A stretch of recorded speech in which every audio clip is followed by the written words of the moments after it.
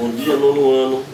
Já deixei aqui um pouquinho antecipado, porque fica mais rápido para a gente falar da nossa aula de hoje.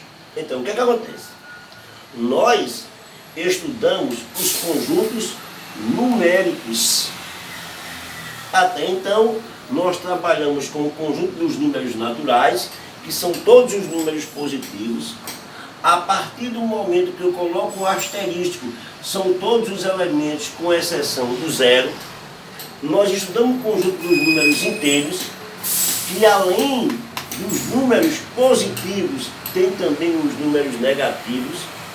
E nós estudamos o conjunto dos números racionais, que além dos números positivos e negativos, ele também tem os números que podem ser escritos na forma P sobre Q. Então, nós temos os números que podem ser escritos na forma P sobre Q. O que é que nós estudamos, pessoal? Nós estudamos alguns sinais. Pertence e não pertence. Quando é que você vai usar esse símbolo? Quando você estiver relacionando, elemento relacionado com quem? Conjunto. Ok? E quando é que você vai usar esse símbolo? Está contido, não está contido, contém ou não contém. Você vai usar esse símbolo quando você estiver relacionando conjunto com conjunto.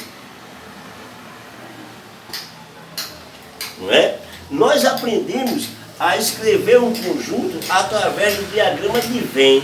Como é que a gente faz isso? A gente pode fazer aqui, ó, um círculozinho e colocar aqui os nossos elementos.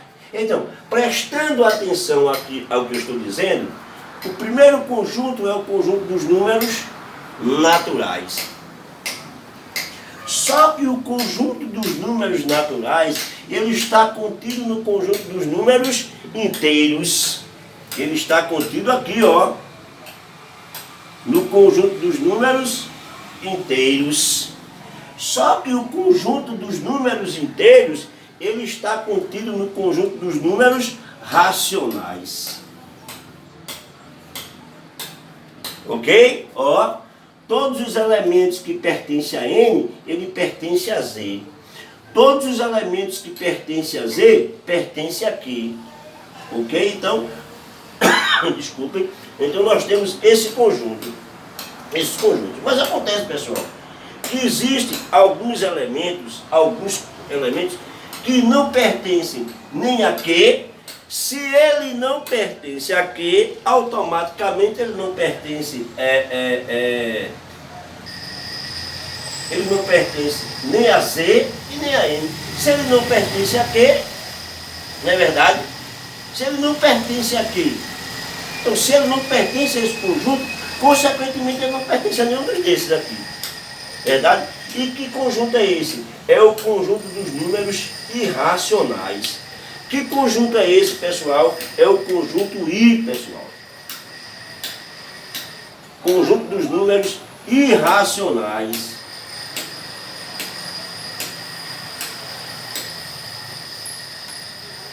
E o que é esse conjunto dos números irracionais, pessoal?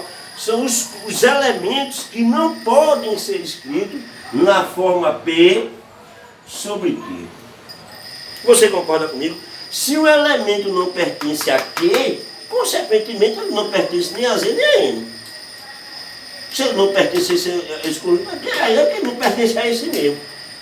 Não é verdade? Porque esses conjuntos estão todos contidos em Q. Então, o irracional são aqueles elementos que não podem ser escritos na forma P sobre Q.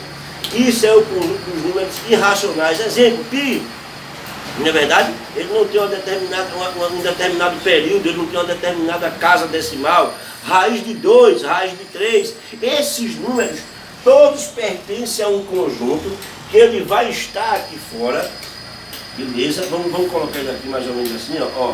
Ele vai estar aqui fora, que é o conjunto dos números irracionais. Ok? Ele está fora. Observe que eu não coloquei ele circulando tudo. Ok? Não coloquei. Ele é um conjunto que está aqui do ladinho de fora. É um conjuntozinho à parte. E a união desse conjunto com esses outros conjuntos, a união de irracional com racional, é que você chama o conjunto dos números reais, que é representado pela letra R. Ou seja, qualquer número é real. Não é verdade? O que existe é real. Então aqui você tem conjunto dos números naturais, que está contido no conjunto dos números inteiros, que está contido no conjunto dos números racionais. Existe um conjunto que você não pode escrever na forma P sobre Q, que são chamados de racionais, π, raiz de 2, raiz de 3, as raízes em si, que não são números exatos, não tem raiz exata. Então essas raízes estão todas pertencentes ao conjunto dos números irracionais. Observe que eu não coloquei aqui o conjunto dos números irracionais como contendo Q, Z e N, não. Ele é um conjunto à parte. Ok? Ele é um conjunto à parte. Pode ter o número, pode ser negativo, pode ser positivo, depende do sinal. Você pode ter menos raiz de 2, menos raiz de 3, você pode ter π, menos π. Vai depender daquela operação em que você está trabalhando. Mas o conjunto dos números irracionais são os conjuntos que não podem ser escritos na forma P sobre Q. Juntando o conjunto dos números irracionais com o conjunto dos números racionais, que são todos os elementos existentes, você forma um conjunto dos números reais. Ok? Então, o que acontece? Você pode pegar um número, e perguntar, eu posso perguntar se ele pertence ou não pertence. Não é verdade? Olha, pertence ou não pertence? Então vamos lá, hein? Vamos lá.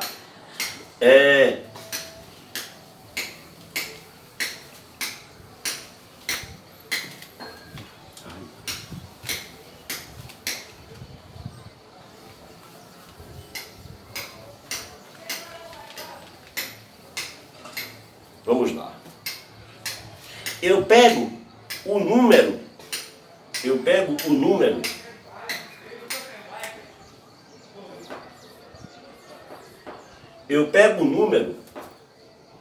Menos 3. Se você pegar o número menos 3 e você for relacionar com o conjunto, o que é que você diz? Se você fosse relacionar ele com o conjunto dos números naturais, o que é que você dizer? Menos 3 não pertence ao conjunto dos números naturais. Se você fosse relacionar esse conjunto, esse elemento, com o conjunto Z, o que é que você diria? Que esse elemento pertence ao conjunto dos números inteiros. Se você fosse relacionar esse conjunto, esse elemento, com o conjunto dos números racionais, não é verdade? Então você diria que esse número pertence ao conjunto dos números racionais. Não é verdade? E como os irracionais são aqueles elementos que você não pode escrever na forma P sobre Q, ok? Raiz de 2, raiz de 3, então, consequentemente, você já viu que é um conjunto à parte. Você poderia dizer que esse número não pertence ao conjunto dos números irracionais. Não pertence. E como os números reais são todos os elementos, tanto os racionais como os irracionais, você também poderia dizer que o número menos 3,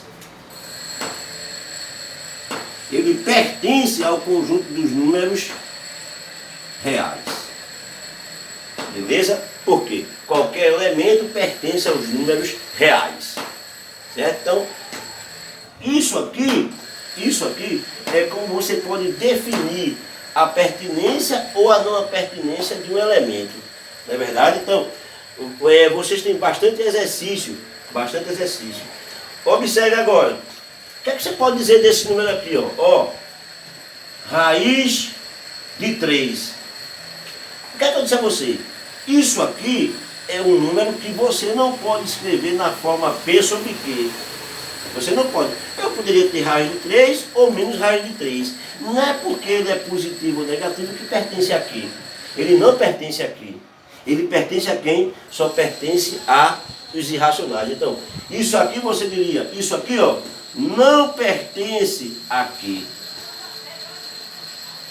Não pertence a Q. Meus amigos, então, veja só. Se um elemento não pertence a Q, olha só, você tem N, Z e Q. Se um elemento não pertence a Q, consequentemente ele não pertence a Z e consequentemente ele não pertence a N. Ok? Se o número não pertence nem a Q, nem a Z, nem a N, ele pertence a I. Então a raiz de 3 pertence ao conjunto dos números irracionais.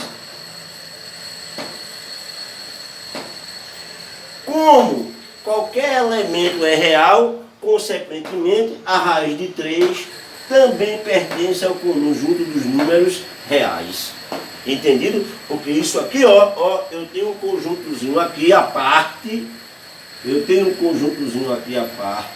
que eu chamei de I. E a união desse conjunto com esse conjunto, não é verdade? Que são todos os elementos, é o que eu formo o conjunto dos números reais. Então, qualquer elemento pertence a R. Qualquer elemento pertence a R. Mas qualquer elemento não pertence a N. Qualquer elemento não pertence a Z. Qualquer elemento não pertence a Q. Qualquer elemento não pertence a I. Mas qualquer elemento pertence a R. Porque o que é conjunto de números reais? É tudo aquilo que existe. É real. Se é real, então ele é existente. Ok, gente? Então vimos essa parte de conjuntos numéricos. E aí, ó, o que é que a gente estudou? Sucessor, antecessor, quem é maior e quem é menor. Essa parte de quem é maior e quem é menor, a gente trabalhou mais no conjunto dos números racionais, que são a fração. Porque você vai ter que reduzir ao mesmo denominador para saber quem é maior e quem é menor. Ok? Ok? Vamos.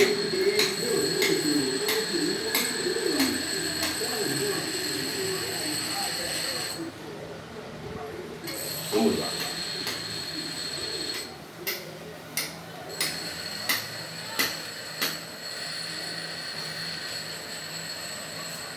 Beleza?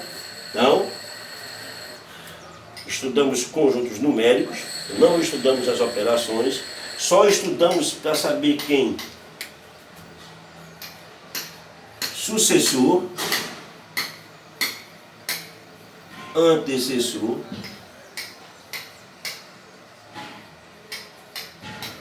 não é verdade? Maior que,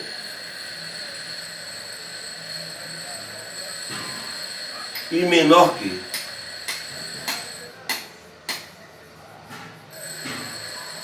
Não é verdade?